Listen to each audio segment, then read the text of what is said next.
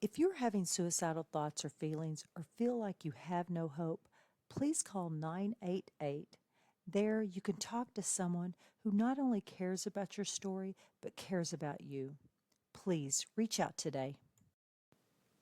Thomas P. Murphy once said, "Minutes are worth more than money. Spend them wisely."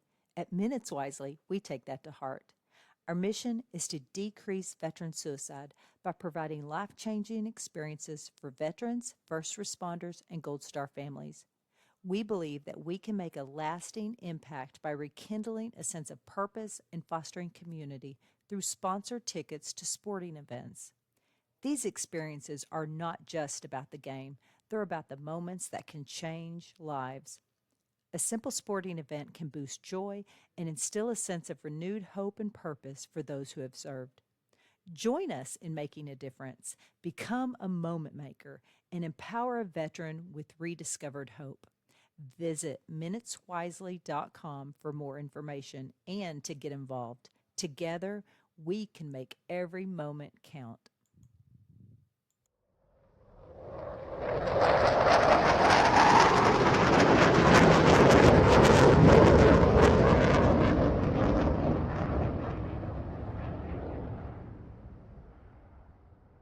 All right, welcome back to another episode of TSP. We are finally back, hopefully forever, after our little hiatus.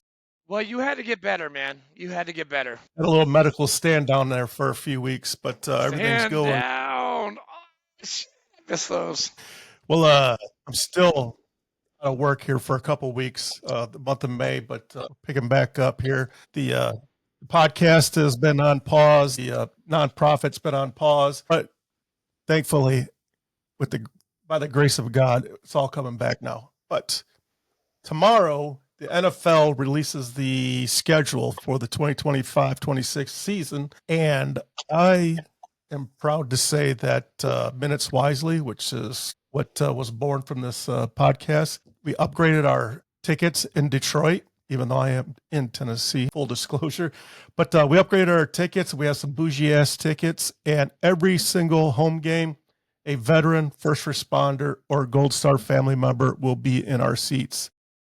The whole concept is giving back to the people that have given so much to our country, and hopefully we can pause that 22 a day there for a minute, at least 1 minute. If we could save one person's life, it's all worth it.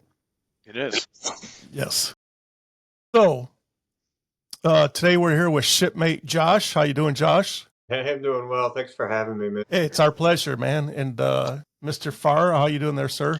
I'm good. I got a couple announcements before we get to Mr. McKay. Chief McKay. Sorry, Chief. My bad. Sorry. Chiefs, like, they fucking they're like gunnies, man. They scare the fuck out of me. Big They really teddy do. bears. Yeah, the bosun's mates, Chief, man, those guys are fucking scary. They don't fuck around. Don't They're fuck intense. around. Yeah, so They're are the tits. AOs too, though. Hey, if you're a chief, senior, master, regular, you're all scary to me. But I did want to, is it okay if I do some announcements, Fleek? Yeah, it's all yours. Okay. I just want to say, Fleek, I'm glad you're doing better. You look good. The healing process is working. One thing, Marine Week coming up June 1st to the 7th in Nashville, Tennessee. Be here or don't even come at all, okay? Because it's going to be awesome. Be here or fucking suck it, Boots. Second thing, Blue Angels. They're going to be in Smyrna, Tennessee, June 7th to the 8th. So me as a militia Ton Tavern commander for Murfreesboro, I will be there selling ice cream and water with one of my fellow boot campers coming up from Alabama, from where you're at, Josh. He and I went to boot camp together, and we're going to be selling ice cream and water to 150,000 plus people. And the proceeds percentage goes to the Ton Tavern. Now, what is the Ton Tavern? Well, the Ton Tavern is very special, especially to 6 groups that are still alive today. But for this purpose on this podcast today, there are 2 groups that are still alive today give homage to the Ton Tavern, because without the Ton Tavern, we wouldn't be there.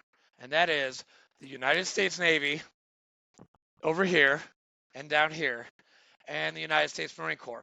John Adams penned what the Navy was going to be on the second floor of the Ton Tavern in 1775. And November 10th, 1775, the Marine Corps came alive. So the Ton Captain Tavern, Samuel Nichols raised 2 battalions. Let's go. Let's go. That's right. And hey, Chief knows his history. That's good. So the Ton Tavern, we have the land. We have some money. We need more money. And these announcements right here, it just came from an email from the Ton Tavern email group. But I just want to pass this information along.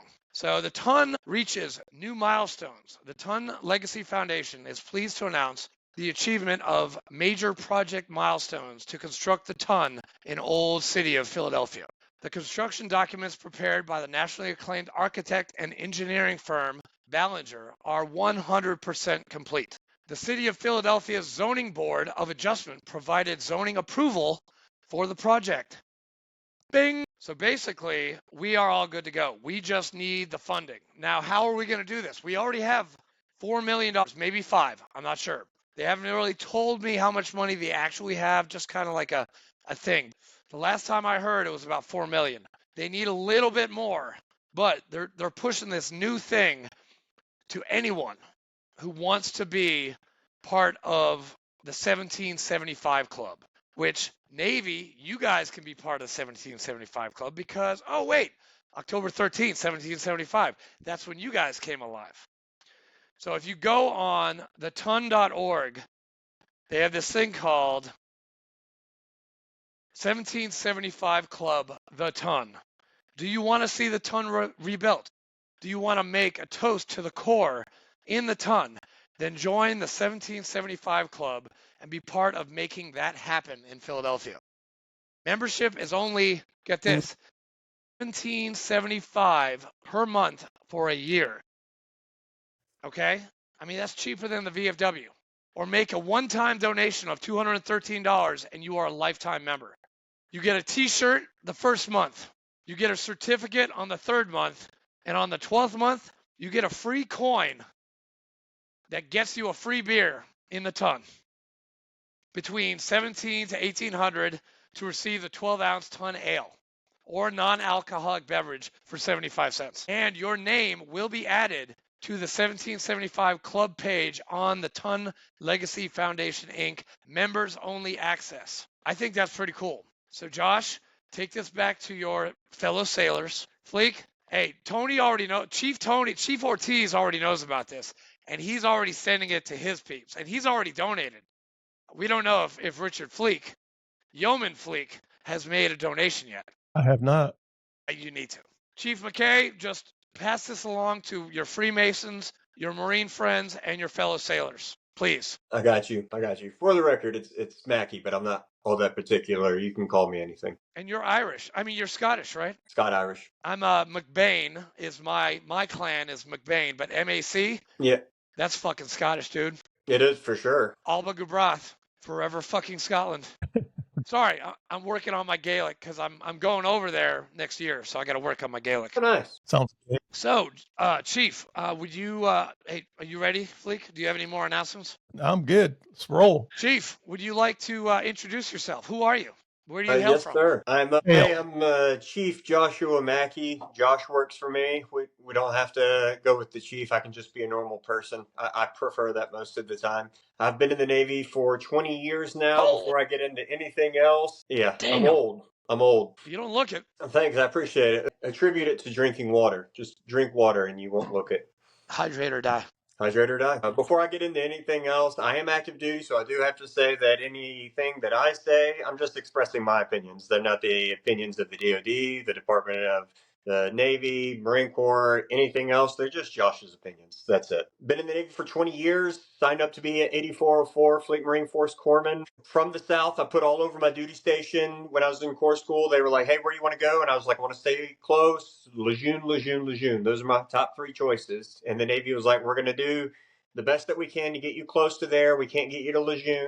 We got you to 29 Palms, California. And I was like, oh, thanks. That's super close. Super. And, I'm wee little boot, Josh, and I don't know anything. And I'm like, I hear everyone talking about these awful orders they got. And I'm like, 29 Palms, California? I'm going to a vacation resort. Suck it, nerds. And there's some fleet returnee in there who's like, you're a fucking idiot. You're going to Meth Town, population U, bro. God. So Ugh. went to First Marine Division, spent 3 years there, had a blast, and that was the key contributing factor to reenlisting. I pumped out twice, and at the end, I was like, man, the military's got to be better than 29 Palms. I can't let this be my only military experience. And at the time, I had two beautiful daughters and my wife. My son came also, and so I want to be able to support them. The job market didn't look great, all these things combined, and I'm like, all right, so I'll take another duty station. I went to Pensacola, worked at the hospital there, had a great time working at the hospital, just met really some super impactful people like Dustin Horton, which I believe you know, one of the best Hi, Doc. naturalists I've ever met. After that, my mentor was like, hey, I was a little pudgy guy, and he was like, I don't know if this is like your thing. You are really stubborn and like headstrong. There's a recon unit that needs a corpsman over in Smyrna, Georgia. Do you want to go over there? It's a reserve recon unit, but they need someone. You'll get schooled up and do some cool stuff there. And I was like, well, I haven't been anywhere. I could not do that. Wow. And he's like, well, they need someone. So do you want to go? And I was like, sure. I went over there. That was easily probably the most impactful place I've met.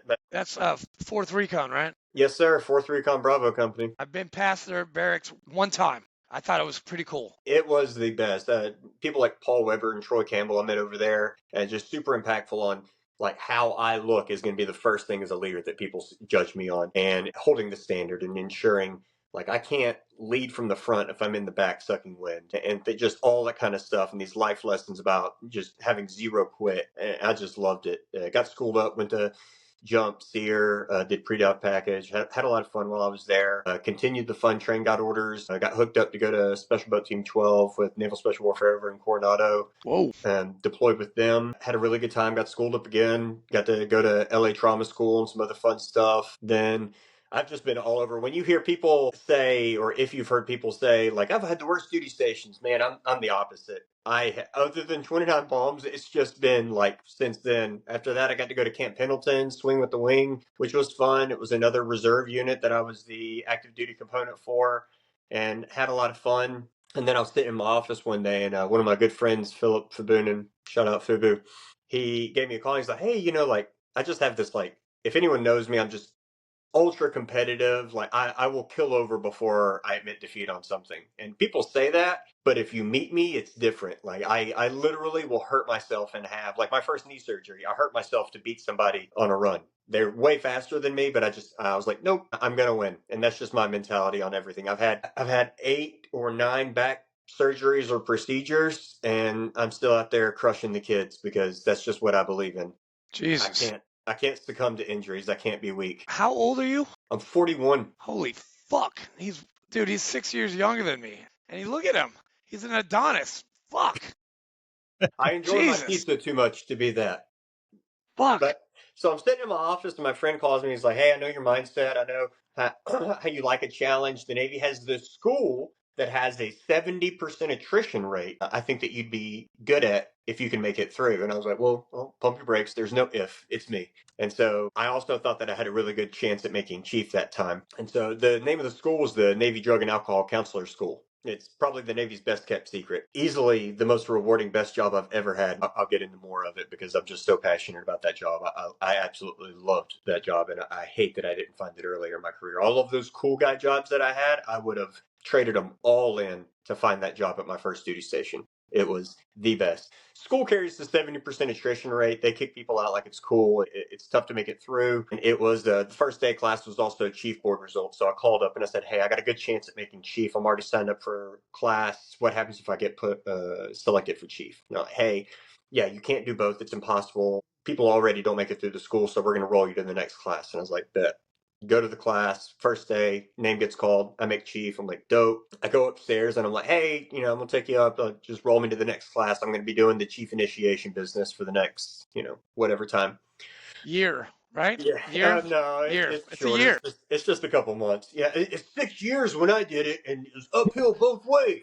They used to hit closed fist in the face. It was worse than sear, guys. So I go up there and tell them that, and they're like, okay. And they go discuss something, and they come back, and they're like, actually, the CO wants to just see if it can be done, so they're not going to roll you.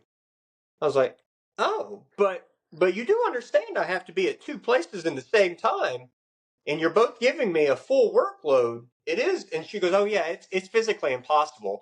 And they're just going to have you do it. I was like, okay. Anyone else? My wife was so, God love her. Like, shout out to my wife, Brandy, the most loving, selfless person, just biggest cheerleader, supporter, and my even kill person. That she was so mad at me because any other person would have been like, bet, first test, A. Hey, I failed. Kick rocks. And I just don't have that in me. And so I killed myself to do both. I ended up passing both, and it was at the expense of everything. I mean, just I was hanging on by a shred. I was like filling out job applications to join the 22 a day. I was like, this is terrible.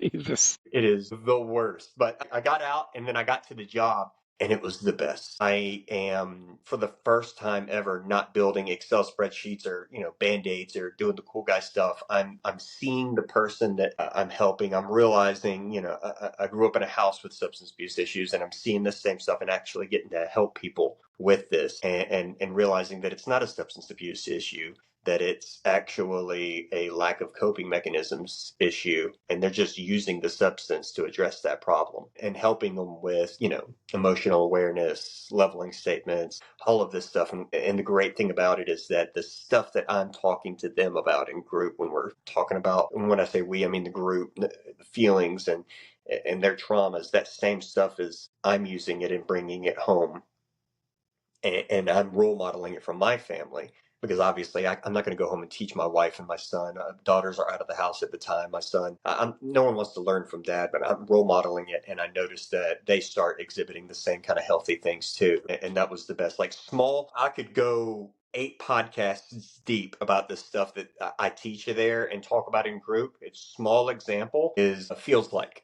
And this is such a stupid little thing, and yet it's the best. I started changing the way I talk because that's what they taught me in school, and I start getting the patients to do the same thing. I can't go outside and say it feels like it's going to rain, because that's an emotional word. I need to put something emotional there. So if I'm going to use the word feels like, an emotion needs to be there. So I can't say it feels like it's going to rain. I can say I feel happy, it's going to rain. I can say I feel excited, it's going to rain. And if I can't find the word for it, then I need to use the word thinks, seems, or believes. And while that sounds really silly and ticky-tacky, what it does Nope. is it improves my emotional awareness and my Yep. emotional IQ. And then what does everyone want? I believe everyone essentially just wants to be heard. And so that's helping me get heard. As corny as it, I know I sound like an after-school special right now, but I love this stuff, man. And I'm like actually letting people know. And for the first time ever, my wife is hearing my emotions and where I'm at. And guess what? When guys are like, oh man, I don't know what women want. I don't want this. And then I start actually keying into what they're saying and not trying to fix it and being a better listener. I'm like, oh man, she is telling me. That sounds very similar to this thing. Me and Fleek have a friend, fellow Marine, and he is teaching, it's called NLP, which that sounds exactly like neuralistic programming right there. Changing your words, how you talk to someone. Yeah, for sure. I'll give you another example just because it popped up. I statements. Yeah. You just said how you talk to people. How I talk to people? Because that's what I would do in group. If we were all in group, and when I say we, I mean this group, and you said that, I would tap my chest, or I would go, how I talk to people? And it's a trigger, how I talk to people. Now, why is that important? That sounds silly, Josh. It's easy for me to say, hey, you guys know when you were growing up, your dad used to beat you? Now, if I say, hey, I know when I was growing up, my dad used to beat me. Now I got to own that? That's terrible. And my whole life I've been practicing, hey, when you go down to the store, hey, you guys know when you do this, I'm separating myself from all of this stuff. And when I start saying I'm actually owning it. And it's so much closer to me now. And people are actually understanding. And it's more impactful when I use these I statements. Chief, Jocko would be so proud of you right now with the echelon front and the ownership, the dichotomy of leadership and owning your stuff, because that's what Jocko. I mean, I don't know. I listen to a lot of Jocko, and he would be sure. very, very. And you probably even fucking met the dude being over there. You didn't get to meet him out there in Coronado? No, I didn't meet him. Damn, I'd love to meet that motherfucker. Yeah, me Sorry, too. sir. Didn't mean to call you a motherfucker. If you're listening, which he he's won't. lucky he didn't have to meet me. I'm just kidding. He didn't hear me, did he? I'm owning that, Jocko. I am. I'm owning it. Dude, no, Josh, that's really cool. I could honestly go on. It's so many little intricacies with the language, such a like I warned you, this is my biggest soapbox. I was just talking to an applicant that I'm working with now about this, but anger being the secondary emotion. That's the other thing, because what Kita is, she was telling me something about being frustrated, and I was like, "Hey, humor me for a second. Have you ever heard anger is the secondary emotion?" And she goes, "No, explain it." All right. I don't really feel angry. I mean, sure, yeah, I feel angry. It's there, but that's not really what I'm feeling. That's the safe emotion. What I'm normally feeling, I'm feeling scared, I'm feeling hurt, betrayed, something like that, afraid, that's not safe, that's vulnerable, and I don't want to tell people that. And so what do? Get angry. I'm scared, or I'm angry, I'm mad. And so then that's a safe emotion because I'm big and bad and I'm tough. And so what I've done is I try to almost, I won't speak in absolutes, I try to almost never say that I'm angry about something. And if I notice that I am, I'll pause and I'll be like, what am I feeling? Sure, I'm feeling anger. Yeah, that's there. But what is that? Be like, oh man, I'm hurt. And then I'll put that out there, be like, yeah, when you said that, I felt hurt. And it's such a different reaction because when I say that I'm angry, well, that just now somebody else wants to meet me with that. Right. Now, if I'm like, hey, Fleek, man, when you called me a motherfucker earlier, that hurt me. You'd be like, oh, well, shit, I didn't mean to hurt you. I'm sorry. My bad, sir. Yeah. And it's so many little things like that. It's almost like I was learning the English language again and then teaching it to the patients. And the coolest thing was seeing the light bulb come on with them. And towards the end of the group, like my 5-week patient in their last week, they would start correcting the other patients on their I statements or minimizers, maximizers, or all of the different language things. And they would start using leveling statements and letting people know where they were at. And I was like a proud dad, like, oh, So why isn't the Navy pushing this program more? I don't know. I have no idea. I was in the Navy for 16 years before I found out about it. I have no idea because there are different Navy jobs like lab tech or X-ray tech or IDC that you can't get the Navy to shut up about. Like the Navy loves talking about IDC, and that's my perception. I believe that the Navy loves talking about IDC, and I just, from my perspective, I had never heard of drug and alcohol counselor, and then I get in there and I'm like, this is amazing. Like the only reason that I left it, I was going to retire out of there. And then I had a year left and I was geo-batching because my son was back home and I didn't want to move him colleges. So I moved him and my wife home. I'm a big family guy. And so I was missing them like crazy. I called to set up my EAUS and PRD, match him and everything for retirement. And he was like, you getting out for sure? And I still had another year left. And I was like, yeah, man, unless you want to cut my orders short and let me go home right now to retire and recruit. And he was like, sure. So he added 3 years, which is 2 essentially, to what I was doing and sent me to Alabama to be a medical officer recruiter. And what that enabled me to do is to skip out on an additional year of being away from my family. I had already been away from my wife and kids for a year, and I would have missed. My daughter just had a kid about 6 months ago, and I would have missed out on all of that time, which is the best. Shout out Jack, best grandkid ever. I'm grumps to him. Like even just talking about it makes me want to cry because he's the best. And watching my daughter Elizabeth turn into a mom, watching my other daughter Emily buy a house and all this other, I would have missed out on so much. So it was worth giving a little bit more flesh back in a job that maybe I don't love as much as my other ones in order to be home for all of that stuff. Are they all in Alabama? They are. We're almost in a commune. We're like 5 minutes away from each other. Everybody. Where in Alabama again? Gadsden, about an hour north of Birmingham. Yeah, dude, that's really Fleek. That's really close to us. Yeah. Hey, really close to us. you're close to the Tennessee border, right? I am. Yeah. I'm not too far. I'm like probably 2 hours away from the Tennessee border. Yep. Dude, I remember passing by it on 59. Gaston. I was like, shit, I know Gaston. Or Slyacooga. That's like near you, right? Yeah, Sylacauga, I think. Sylacauga, whatever. I you'll can never get there. pronounce it. You're a Marine. I should have done it like in coloring book form. Yeah, actually, one of my Marines, he was in he was a CO at one of the jails down there. And I've got a guy in Auburn, and I've got a guy in Birmingham, and then I got a lot of, Huntsville. I go there all the time. I love Huntsville. Huntsville is fucking beautiful. Yeah, it sounds like you got a lot of guys. I do got a lot of guys, and a nice wife too. Thank you very much. I wasn't saying No, it's okay. He was trying to do like man. If you're happy, I'm happy. I'm very happy. Yes. Okay. Yeah, he's funny. He's fucking funny, dude. He's fucking funny. I honestly think because that counseling job is so reactive, which is what I also love about it. I went to college on an acting scholarship before I joined the Navy. My brother did the whole, he's the funniest. My brother ruined comedies for me. I don't laugh at most comedies or funny videos people send me because I grew up with the funniest human alive. He did the whole, there's a feeder group into SNL, and he did all of those classes for the Sunday company and made it up to that level. He didn't make it to SNL, but he made it like just a couple of notches before that. But we were both very quick growing up, and I think that skill is the only reason that I passed counselor school, because I had some innate abilities already present that I could just kind of lean on while I was there, and it just barely got me through. I graduated like double probation, about to get kicked out. You shouldn't be here. But what do they call the last graduating doctor in doctor school? Doctor. A doctor. A doctor. A doctor. Yes. How old were you when you did you go to Great Mistakes? I did, yeah. I went to Great Mistakes for core school and boot camp. And how old were you? 21. Okay. See, I did the same thing. I graduated from college, then enlisted in the Marine Corps, which, by the way, I did get in trouble for drinking. I was 26 when I joined. So I was a little But you joined with the college at degree? 26 years old with a BA in classical studies. So I like took Latin and I took Greek and I took philosophy and I did all that shit. Huh? What'd you say? He's a Marine. He's not that smart. Yeah, I was like, why didn't you go officer and make 2 Yes. times as much money? I've been saying that ever since I. Well, and I've told this many, many times. I wanted to be a Mustang. I want to do 4 years and then jump over because Mustangs get more respect. But we were deployed. Without a shadow of a doubt.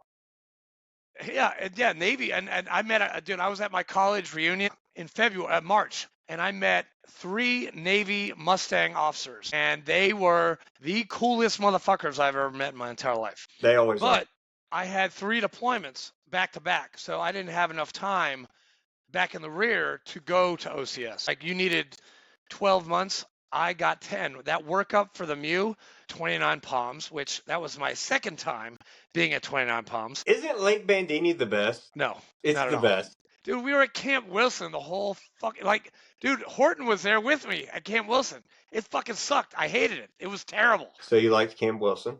Continue. I did like going on base, like the actual base of 29 Palms, because your chow hall was fucking out of this world. Like, flat screen TVs, a huge ass fucking salad bar. I mean, I was like, holy shit. Couldn't tell you, we were always in the field. We went for 1 day, but I was always in Camp Wilson. Couldn't even tell you what Camp Wilson was because we were always in the field. Were you, what, like 410 Alpha, like Machine Gun Hill, like... The Quackenbush, Slavic Lake. Oh, yeah, okay. Like, in the field. We just lived there. I think it was my second week, and I was the only corpsman with them going out to the field, and we were out there for a double CAC. So we were there for 60 days. And I had, like, all I heard about is the field. And I don't know what the field is. And then I get out of the back of the Humvee, and I'm like, and I don't know anything. And they're like, all right, Doc, make your rounds. And I'm like, I really hope no one gets injured because I don't know what I'm doing. I have no senior line there to help me. When were you with CAX? What years? 05. Okay.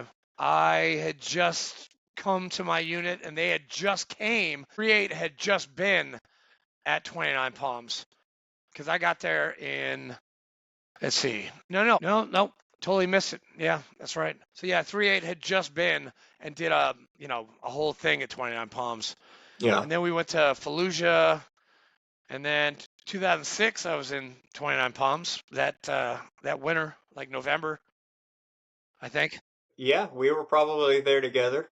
06, actually, no, I'm sorry. 05 is when I joined. 06 is when I made it to 29 Palms. Probably Memorial Day weekend was when I made it over there. I remember now. Yeah. Because it was a 96 in true Marine Corps. This is my, I believe first impressions are like the biggest, and I think a lot of people do. My first impression of the Marine Corps was so perfect for the Marine Corps. I checked into the duty hut, and who gives a shit about boots? Nobody. They're Nobody. human filth. Like, that was anytime when I was with NSW, when I was with Naval Special Warfare, their boots, they call them new guys, but their boots would be out of line or whatever else. And they're like, I don't know what's wrong with this guy. And I'm like, I'll tell you guys what's wrong. You treat them like people.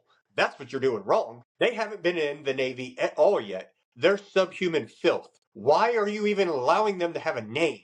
And they're like, Jesus, Doc, calm down. But that's just my raising. So I check into the duty hut and I'm like, I need a barracks room. And for me, when I'm traveling, especially like I've been in schools, I've been on the move, all I want is my barracks room. I just want to unpack my sea bag finally.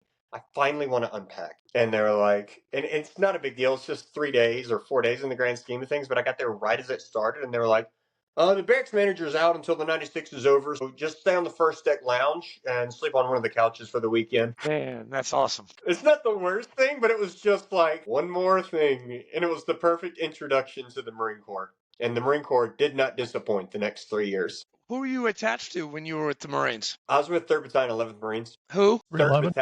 311. The artillery, right? Nice. So we had to, that's why we lived in the field. Infantry needs to practice calling in for fire. We go to the field to support them. New pilots got to do it. Go out to the field for them. But we got to do our training too for our stopping and whatever else. We go out to the field too. And then all of that training that we do, we deploy to Iraq as what? Improvised infantry, because no one uses artillery anymore. And I know there's going to be some history guy that watches it. And he's like, well, actually, they use artillery, but like, beat it, nerd. No, they don't. Like, calm down. Hey, Yes, Josh, sirs. for you. I just want to know the difference between the mess deck and the Chief's mess. Ooh, good question. I will say, unfortunately, you are asking someone that is a bad sailor. I've spent more time in the Marine Corps than I have in the Navy. I love the Marine Corps. I've done very few. Greenside.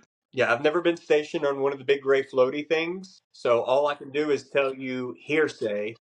And hearsay is that the mess deck is for gin pop and the Chief's mess is... Scumbags. Hey, I'm not going to call them scumbags. They already know what they are. And the Chiefs mess is just a step above. It's something that the Chiefs believe that they have earned, and they keep it nice in there, and there are some luxuries afforded to them. And you just wait, let's go back 1 second. You've never been on one of those big gray floaty thingies? So words have meaning.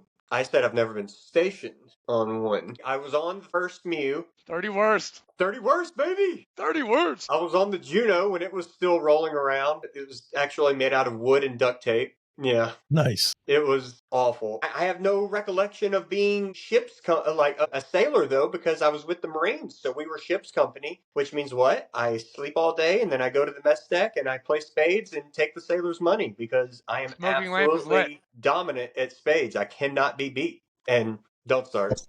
I cannot be beat at spades. Did the Mortarman teach you how to play spades? Okay. No, the Mortarman didn't. I grew up playing spades. And then I got to the Marine Corps, and the only thing I had to learn is that nil is no longer a thing. And then I had to learn Joker, Deuce Ace, Big Pool, Sergeant Major Walks, all that stuff. But man, I'm just crushing those sailors and taking their money. That's all I know about being a sailor, is going up to the mess deck and playing spades. You didn't cross the equator at all? Didn't do any of the polywog stuff. I don't have a surface pin. Like, my pins are, I have a Fleet Marine Force pin, I have a Gold Jump Wings, and I have an EXW pin. So, very little Navy about me, other than where it says us Navy. Let the hazing begin with this polywog. Are you a shellback? I am a shellback, and so is Fleek. Thank y'all for your service.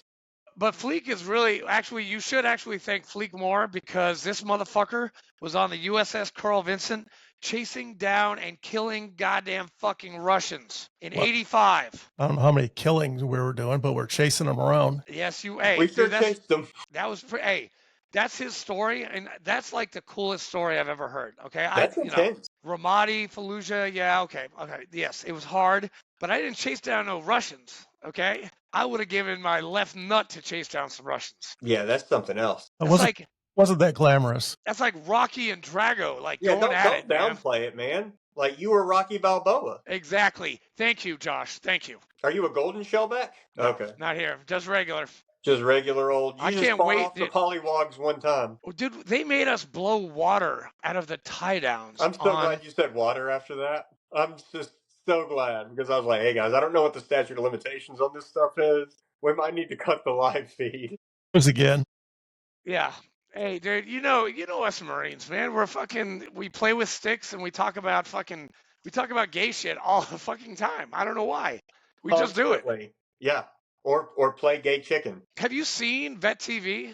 I mean, the guy who invented Vet TV, he's a fellow Marine. I Yeah. love that guy. Yeah, it's very accurate. I'll It's say, as far as super like, accurate. It is. Yeah, it I is. don't think people understand truly what the field is like and what it brings out in Marines. I used Are to you are you a subscriber to Vet TV?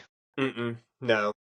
Donnie, get him. I cannot take another TV show. I can't commit that much time to more shows. I already have so much, and then I start feeling I know. overwhelmed when I get behind on them. I'm like, oh man, I got 2 episodes of Last of Us, but they killed old boy. So spoiler alert, do I really want to watch it anymore? But they do have one show that I think you, Corman, would really, really like. It's called Devil Docs. It's fucking hilarious. I might have to check it out. Oh, I have a question. Fleek, do you have a question? No, go ahead.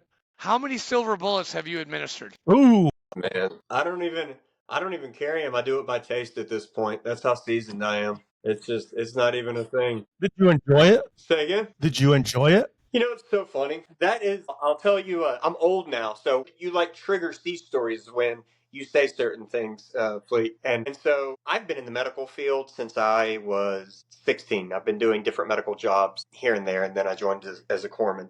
And so, like, not trying to be funny or anything else, but male genitalia is not like that, or a silver bullet, it does nothing for me. Guy passes out, I'm in there like swimwear, and people are like, does that bother you? And I'm like, bro, no. Like, my dude could moan when I'm doing it and I wouldn't care. Like it's fine.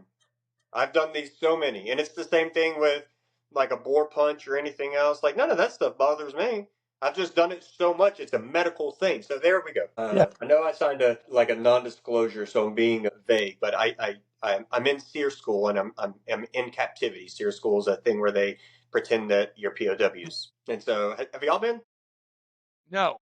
Okay, so we're lined up. I'm the only corpsman. We're lined up all, and they have us get naked. And then they're like, hey, you know, they refer to me how they refer to me. And they say, hey, I want you to go down the line and have everyone lift up their ball sack and then spread their cheeks and you look at their butt. And it's meant to embarrass them and to demean me, right? I'm just going down the line like that's a Tuesday morning, brother. I'm like, yeah, hey, lift them up, bend over. Like it does nothing for me. And I'm just going down the line. Like I don't think nothing of it, and I finish, and the base commander's like, "You liked that, didn't you?" And I was like, "Yeah, you finished, of course." I yes, you liked it. He finished. I was like, "I did not like it," and then instantly, boom, and I'm like, "Woo! All right, funny guy is gone for." I kind of get it though, because of the last 6 months that I've had, I've been poked and prodded down there so many times, and I'm just like, holy hell! And then just a week ago, when I had my catheter pulled out, I was just like, man, here we go again. And then when I did that, that's when I I go see the surgeon for my post-op stuff, and he's like, okay, I'm going to send you to pelvic floor therapy. I looked that up. I was like, holy shit, they're going to be in my butthole again for another 6 months, man. It's never. You don't even have to pay for it. I know, exactly. The best part, it's all covered by TRICARE. It does get to a point where all of that, like when I got my vasectomy, they were like, hey, do you care if we have, this is a teaching hospital, do you care if we have some people come in here and observe? And I'm like, I don't care, man. Like, whatever. Like, the more the merrier, but I think they took it too serious. Like, literally, when I said that, 10 people came in. I guess they had, like, clinical rotation, and I was like, I probably should have, like, put a head count down on or something. Yeah, something. I was like, you guys know it's cold in here. It's not me. When I went for my vasectomy, I literally jumped off the table and ran out the door. Did you? Yeah. Haven't had one yet. No, it's the best. I never have to worry about that again. I love the 3 kids that I have, and I was like, no more. Well, God bless you, man. I don't have to worry about that either. Not that my prostate's gone. Hey, Chief, going on. You're like, I found a hack to that, guys. There's a back door. Thinking about the future, Chief. You got what? How many more years left? I got about 2 years left. And then, have you started your VA stuff already? Honestly, I'm just asking. Yeah, no, because nature of the beast and the duty stations I've had and the way I am, the VA stuff has kind of taken care of itself. All of my back surgeries are documented. I'm a proponent of mental health, and about 6 months into my job as a counselor, I was like, man, I sure am a big hypocrite if I tell these men that are in my group crying that it's okay to cry and talk in therapy when I don't even have a therapist. So I got a therapist, and so I got my mental health taken care of, or I am actively taking care of it. So that kind of stuff is just taking care of itself, which is kind of, not to get on another soapbox, how I think it should be. It's gone to the wayside. These kids are joining after 3 years, and they find Reddit threads on how to get out with 100% disability, and that's what they do. And I don't say that as hearsay. Anyone in the comments that wants to say I'm an old head hating, I've literally had a kid tell me that is exactly what they did. Man, I didn't even have Reddit like when I got out. Shit. Yeah. Damn. Yeah. Back in my day, we had to read textbooks. In mine. Yeah. I know. My day, we didn't even have textbooks. It was stone carvings. Yeah. It's you're a breath of fresh air, Josh. You really are. Hey, I Josh, appreciate that. what's the chances of picking up senior before you get out? I don't even submit packages for senior, really. I'd rather people that are going to stay in. I have my forever home. My family's there. I'm so front sight focused on my family and being there for them. This job is literally a check in the box. I just want to be home with my kids, my grandkids, and my beautiful wife, and just enjoy that life. He has been around the Marines too long. He said front sight focus. Holy shit. I haven't heard that in fucking forever. Yeah, well, you need to get that back into your brain housing group, Devil. Hey, listen, I'm 7 years sober, man. I did Save Hell a yeah, what Warrior. an accomplishment. It'll be 7 years in July, but I don't even think about the shit anymore. Have you ever heard of Save a Warrior? I have not. They teach a lot. Jay Clark, he founded it like in 2012. We had him on the show. He is a huge proponent of mental health as well. He's saved thousands of veterans and first responders because we all go through, like they go through probably more trauma than us veterans do because they're on it. Like Leos, MTs, firefighters, they probably Oh, see bro. Yeah. tenfold Just of what that we see. counseling job. You got to imagine, I'm sitting in group for 2.5 hours every day, listening to the worst moments of people's life. And I'm like, after 1 week, I was like, I had a rough childhood growing up. And after 1 week, I was like, man, my childhood was pretty fucking good, guys. I'm Like, glad you have a therapist, man, because that's great. And I found exactly what you were talking about. I found a therapist that specialized, Brandy Nichols with a Hope for Healers in California. Yeah. And she specialized in healers and listening to them. And it was, thank gosh I did, because she was great. It's fantastic, man. But yeah, I'm all about that stuff. I love it. I actually started when I was with 4th Recon Bravo Company. I was one of the founding members for it, and it's gotten way, way bigger now. I think they've raised over $10 million, but it's a 501c charity called the Shepherd's Men. I heard of them. Yep. Yeah. I'm one of the. I think we started with 8 members or 7, but I was one of the first ones that started that. No way. Yeah, I was, and we ran 22K a day we ran 13 miles a day with 22 pounds on our back. So we did it in flak jackets, and the first one we ran from Atlanta to Washington D.C., and the second one we ran from New York back down to Atlanta, and it was to raise money for the Shepherd Center Share Initiative program, which is a TBI treatment facility. It's an inpatient treatment facility that, even though TRICARE only covers like 10 cents on the dollar, they incur no expense to the service member. And yeah, it was the coolest thing. Yeah, you ever. guys are legit, man. I wouldn't say I'm very far removed. I moved to California, didn't have time to keep up with it, and it just turned into this big snowball, which I'm super proud of. Travis Ellis is still hitting it hard all the time, and they're still doing events constantly. They just did one in Baltimore this year. Awesome. Are you an LCSW yet? No, I would have loved it. I'll tell you, I'm a true Marine at heart. I got my bachelor's degree, and I just could not stomach any more college. And if I had an ounce of like a desire to do schooling, I would do my LCSW because of how much I love that job. And I just don't have that dog in me to get my master's and get certified. Well, get it, man. You're already doing what they do like every day, so that doesn't even make any sense. It really doesn't. And while it doesn't, there's so much that I wasn't doing and don't know. Like, in my opinion, I think I was doing the fun stuff. And I think that all of the unfun stuff that I have to learn, like the clinical diagnoses and how to treat it and the digging the weeds stuff. And that's probably bare minimum 4 years full-time schooling left to get that certification. And I don't think that I have the desire that's that big. And there's also, and it might sound weird, it's kind of like the ex-girlfriend. I want to remember her as being pretty and perfect, and I don't want to go back to her and then find out that she was a bitch. Like if I get another substance abuse counselor job and it's the worst, now it ruins that image of my favorite job ever. Yep. I'm just going to let it be my favorite memory. I get it, man. I get it. Wow. The thing that I do is I practice it like in these conversations, and I try to, like, when I get a chance, I'll talk about it. And if it doesn't help anyone else, if nothing else, it helps me to continue practicing this stuff and continue my practice of using I statements and not using minimizers or maximizers when I'm talking about emotional words, and making sure I don't say feels like without an emotion and all the stuff that drives my wife crazy when she says my son, it's so funny, they'll say feels like, and in group, if I'm the counselor, if someone says feels like, I parrot it, and that brings their attention, and then they have to say an emotional word. They don't have to, they choose to. I say, feels like, and they'll go, I feel sad. And so my wife or son, like my wife will be like, feels like, and I go, feels like, and she goes, stop it right now. Hey, Josh, what does retirement look like for you? Do you have any plans after you retire from the Navy?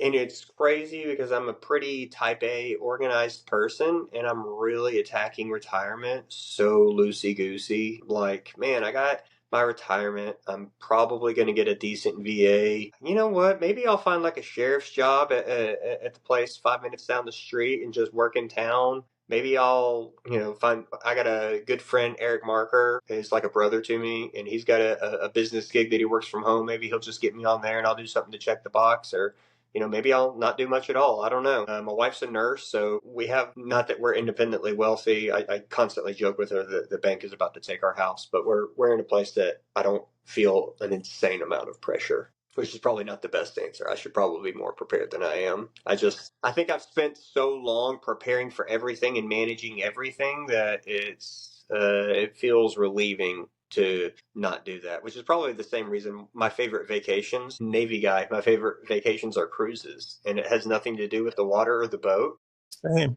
I love cruises because Me guess too. what? I show up and the fun is there. Everything's planned. My job is just to Yep. be present, and it's the Exactly. best. What cruises have you been on? Let me tell you what's funny. So we've done the Carnival stuff. Well, I'm Googling around, and I'm not too good for Carnival, by the way. The prices are great, and I'm cheap, so Carnival was awesome. Anyone that hates on Carnival, like, get out of here with your, No, like, that was my elitist first energy. cruise. Like, huh? That was That my was- first cruise, was Carnival. Bro, they're great, man. Awesome. That was my first cruise because I grew up extremely poor, and the high school, the senior group, they all decided they were going to go on a cruise. Guess who instantly crossed that off? Me. Don't have money for a cruise. I've been paying my own car insurance since I was like 15 or 16. And so I was like, yeah, definitely not going on a cruise. They called me in the office and they were like, hey, do you want to go on the cruise? And I was like, I mean, yeah, no, but I'm poor, so that's not happening. And they were like, well, actually, so-and-so has a trip scheduled at Auburn to tour the college, and they can't get their money back. They can't get all of it, and the parents just said to pay for someone that can't go. Do you want to go? And I was like, so for free? And they were like, yeah. I was like, yeah, I want to go. Are you sure? Because we've asked 3 people, and they all said no. And I was like, 3 people said no? Yes, I want to go. So that was my first cruise. This last time, I'm doing research, and I'm like, let me find someone else. And I found this cruise line where once I buy the room, I enjoy spending a little bit more money on a nice room because I spend a lot of time in the room. Balcony. Balcony. I'm old now. Yeah, I want to eat, I want to drink and have fun. And then guess what I want to do? Me and my wife, we want to, and she has the same soul. We want to lay in the bed and watch TV. And you'd be like, you paid all that money to do that? Get out of here. It's my vacation. Exactly. So I find a place that has a nice thing, but the cool thing about it is there's no upcharges. I get the nice room and buy the package, and pictures included. The nice restaurants that they plus you up on included. Drink package, which I'm not a big drinker at all, but at least I don't have to pay every time I'm drinking. I just give them my card and they give me a drink. Specialty drinks, coffee, that kind of stuff. Specialty drinks, specialty desserts, everything. So I was like, boom. That's all I saw. Told Brandy about it. She was like, yeah, that sounds great. We show up, and the name of the cruises is Princess Cruises. Unbeknownst to us, it's an old person cruise. Mm-hmm. There are people with wheelchairs, walkers. Well, guess who? Like, we are not party animals. So anyone else would have been like, this is awful. Me and Brandy were like, this is the best. That's There's no perfect. kids here. That sounds good to me. Holy shit. We could always get a beach chair. The pools weren't full. It was the best because we're in bed by 9 o'clock every night. We're not staying up all night partying. So yeah, let's party with the old people. This is great. We already booked another Princess cruise. We loved it. Josh, you need to do this for your wife. She will love you forever. So it's another cruise line, I mean, but we've been married for 20 years, so I've probably done it. Viking River Cruise? Cruise. Okay, go ahead. A Viking River Cruise. I've heard of Viking. Dude, I went with my wife. No children are allowed. Yeah, None. but super No bougie. children. Yeah, my youngest is 17, so that phase of life is gone for me. It is, you get coffee, you get espressos and cappuccinos 24/7. You get awesome meals. It's a little expensive, but I went to like 4 countries in 7 days. I mean, we went right down the Danube. If you get this for her, she will love you forever. Like my wife will never leave me unless she kills me because of this cruise. I mean, it was 10 grand for the both of us, and flights are included, and we had a veranda, and it was just 10 grand with flights? 10 grand with flights. That's not crazy expensive if you're getting No. a nice room. No, Honestly, and Princess, we had a balcony, we had Yeah. like a veranda. yeah, so that same package is a little bit more than 6 with Princess. Okay. And that's not tickets. That's not plane tickets. That's not parking. Just think about it. Look I'll into send it. you a link for it, but it's just like they do ocean and they do river. So you can go to Australia, you can go to the Mekong Delta. They have this new cruise on the Mississippi. It just goes up from Louisiana all the way to Missouri and back. I mean, it's fucking crazy. That sounds dope. Yeah, I'll check it out. I'm a cruise. Okay. And you know, like real traveler people, the trendy thing is Yeah. to shit on cruises. And Really? I don't know. Yes. What? Yes. And I don't know why. And I'm like, you can't shit on my cruise. I love it. All I do is show up, and they're like, it's so tacky, or diseases are going to be there, this and that. I'm like, well, I've been on like 3 or 4 of them, and I haven't gotten sick. Like maybe you just have a weak immune system. Yeah, Viking. We didn't hear that much because it's all cool. Like, and you get an excursion with every place you get off. You get an excursion. That's excursion included. That price? Yeah, that's not. You get 2 free exclusions at every, like Regensburg, Vienna. We had 2 free excursions. Budapest, Krems. I mean, it was. And then you go the other way. You go up to Amsterdam. I mean, it's fucking dope. Yeah, I mean, we have a couple of things booked, but that's gonna be the next cruise take we your go time. on. Yeah, that sounds awesome for sure. I'm so glad that you love. Like, I did not like after my Navy cruise. I was like, yeah. I mean, I didn't really. I was like, okay, well, why should I cruise? I've been on a ship. I know what it's like. Totally different. No offense, Navy. No offense to my Navy sailors. Yeah, you can't even compare them. You don't have to. You don't have general quarters. You don't have man overboard drills, except for one, and it lasts 15 minutes, and that's it. And you never have to do it again. You have your check-in safety brief, and I mean, I'm such an old soul because I just love cruises. I mean, that's why it was just so funny when we showed up. There were people that, wheelchairs that had no business being there that were on the cruise. Like that was the entire environment. I think we might have seen 2 kids the entire time. It was the best. Where'd you go? The trendy spots. Eastern Caribbean stuff. Okay. Nothing crazy. Just little souvenir tourist trap places. DR, Puerto Plata, frickin' Aruba, all that stuff like that. Or it might have been Western Caribbean. It was honestly, to me, sure, it's nice to get off. I could just sail on those cruises and I'd still be just having a blast. My wife's the same way. Hey, I have to ask you, because you're such an avid cruiser, what do you think about those, like you buy an apartment on a cruise and you live on it?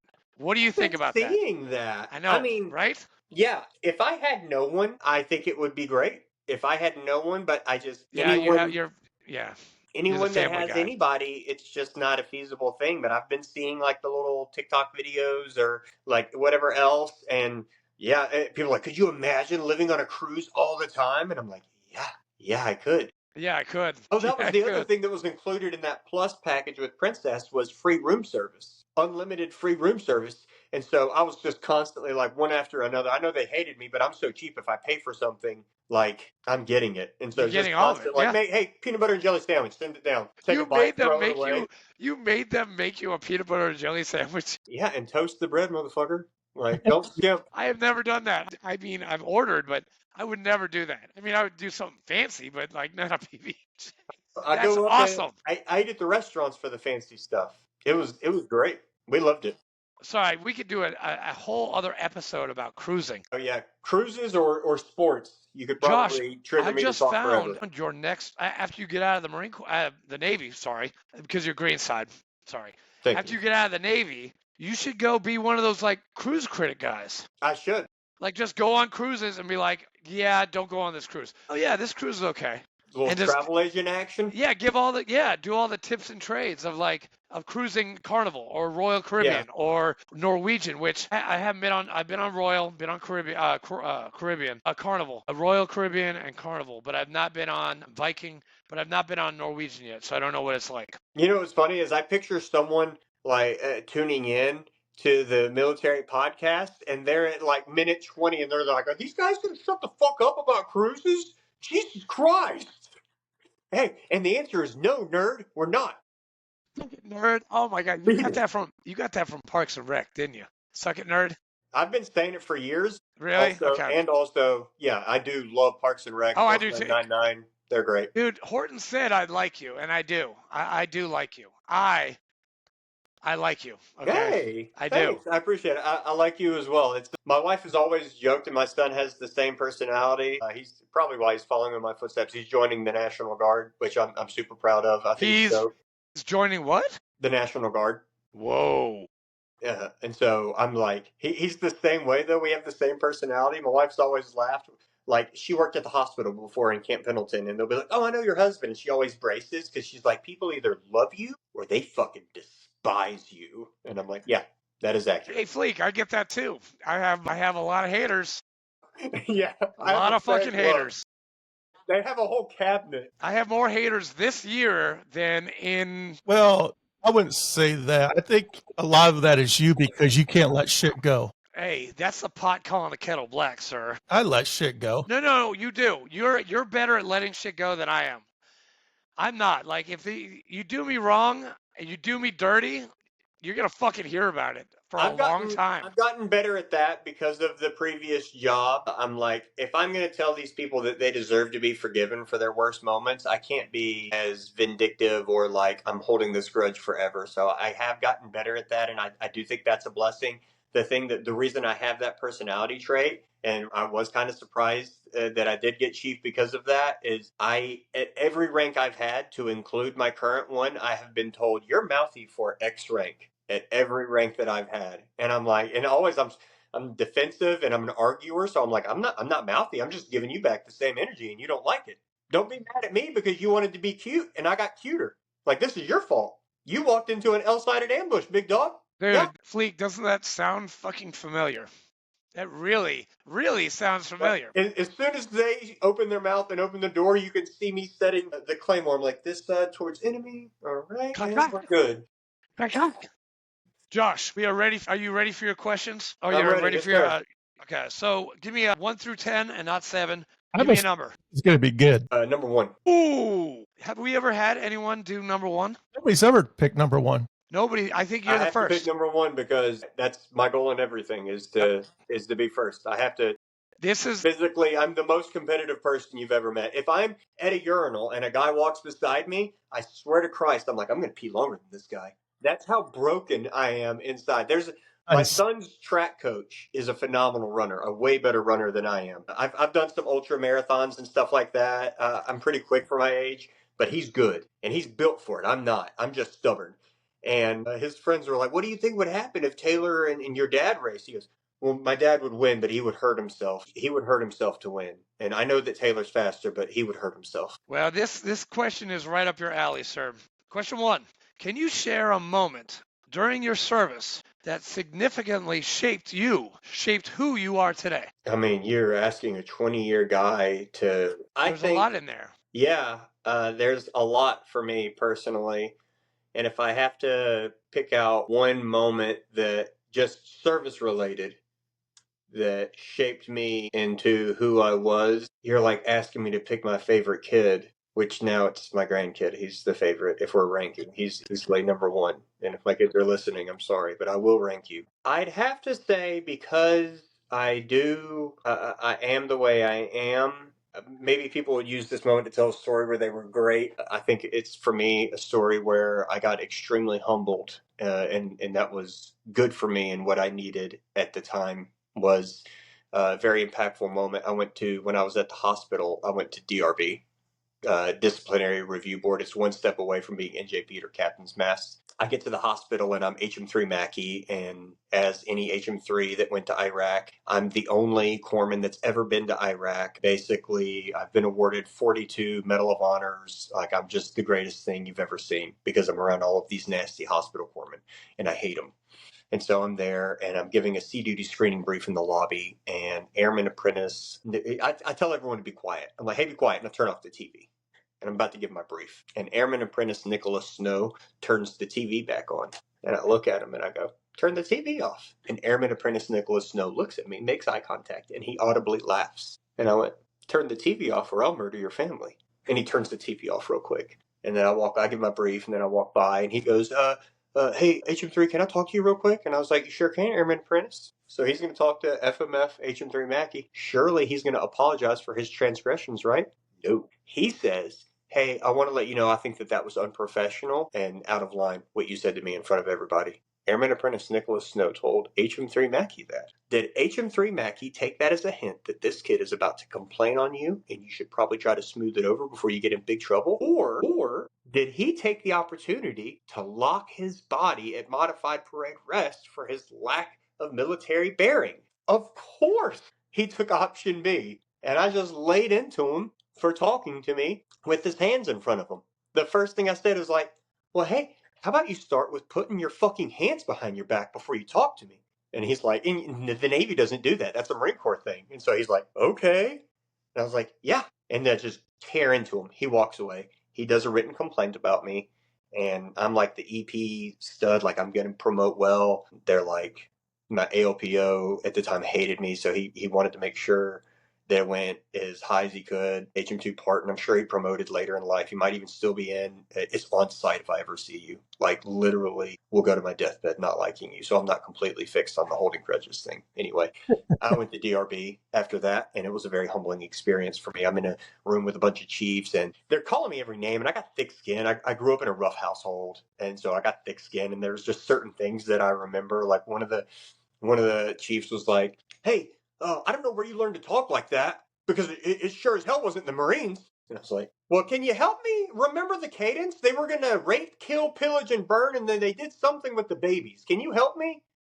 Oh, it was eat the babies. Do y'all want to hit a couple of verses of the S&M man for me? No, I guess I'm just making all this up, but I can't say that. I have to eat it. Another chief was like, you're a terrorist. You're a terrorist. And that was one of the ones that I made a mistake of making a face. I went, and he was like, no, that's a terroristic threat. That's what you did. So I take it, and I think I'm about to get Captain's Mast the next day. And my senior chief was looking out for me, Senior Chief David Lockhart, and I didn't, but it was a humbling experience for me, and I think that I needed. There's a couple of moments like that, having a run-in with a gunner and not knowing what a gunner was and trying to pull his card in front of everybody, which was a giant mistake. Things like that. The humbling experiences to keep who I am in check helped me get as far as I was, because without that DRB, I probably would have gotten myself in even worse trouble, and those moments were great. And what's funny, though, is Chief Stewart that called me a terrorist, I get transferred 2 weeks later to his department, and he's like, hey, Mackey, you know why you're here? I don't. I by name requested you. You know why I requested you? And no matter how much trouble I am, like, I'm always me. So I'm like, because you want to fix me, Chief, like that? And he goes, fix you, hell? I want a motherfucker that'll kill for his job. And I was like, you called me a terrorist. He goes, oh, I have to say that shit. Don't you change a thing. I was like, you motherfuckers. Oh my God.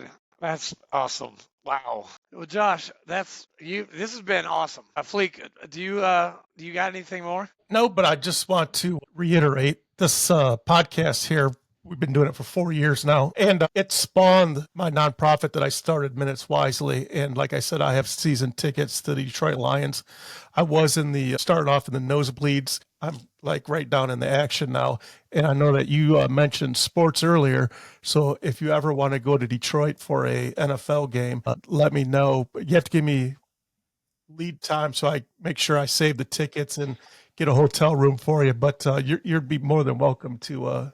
I appreciate Hell that. yes. Pass it on to somebody. I appreciate it though. I couldn't take something like that. I think it's awesome what you do, man. The podcast and how you immediately you show no greed and you pour everything back into things. I've heard about you too. Dustin was actually just talking about you yesterday. How much you're involved. I already knew the Ton Tavern, battalion commander, or whatever. The way that y'all stay involved with the community is just first class, man. So many people get out and they forget it or they go into their hole and find comfort. And for y'all to continue to, seek battle and get out there and do that, I think just hats off to you. It's friggin' awesome.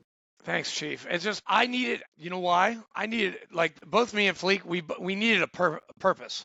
Yeah, for sure. And my purpose was in line with Fleek's. And he asked me, he's like, Andrew, you want to help me with this podcast? I was like, yeah, sure. I'd never done a podcast before. And I'm like, yeah, dude, I'll just be the comic relief, or I'll be your, your wingman. I'll be Iceman. Or Maverick or whatever. I don't know. Whatever that metaphor is, I'll be one of them.